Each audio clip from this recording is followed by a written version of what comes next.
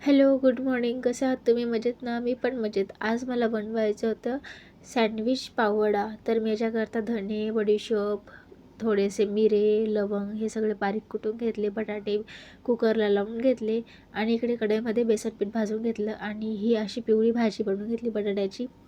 हे भाजून झाल्यानंतर मी ही जी भाजी बनवली होती ना बटाट्याची, त्याच्यामध्ये मी कांदा, हिरवी मिरची, आलं लसणाची पेस्ट हे टाकून सनी भाजी बनवलेली होती आणि ही भाजी मी त्या पिठामध्ये मिक्स करून घेतली. त्याच्यानंतर जी आपण पावडर बनवलेली होती ती टाकली, मसाले टाकले जे आपल्याला आवडतात ते, आणि चवीनुसार मीठ घातलं.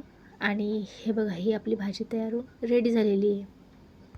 ही भाजी साईडला ठेवून दिली आणि नंतर एका भांड्यामध्ये परत बेसन पीठ घेतलं. त्याला घट्टसरच भिजवायचं असतं, जास्त पातळ पण नाही आणि जास्त घट्ट पण नाही. आणि असं हे मिश्रण तयार करून घ्यायचं आणि याच्या चवीनुसार मीठ टाकायचं. आणि त्या भाजीमध्ये कोथिंबीर आणि कस्तुरी मेथी टाकली.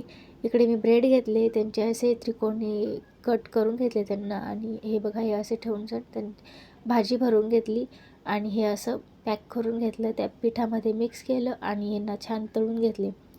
तळून झाल्यानंतर हे बघा, आपले सँडविच कसे छान दिसत आहेत ना, मस्त.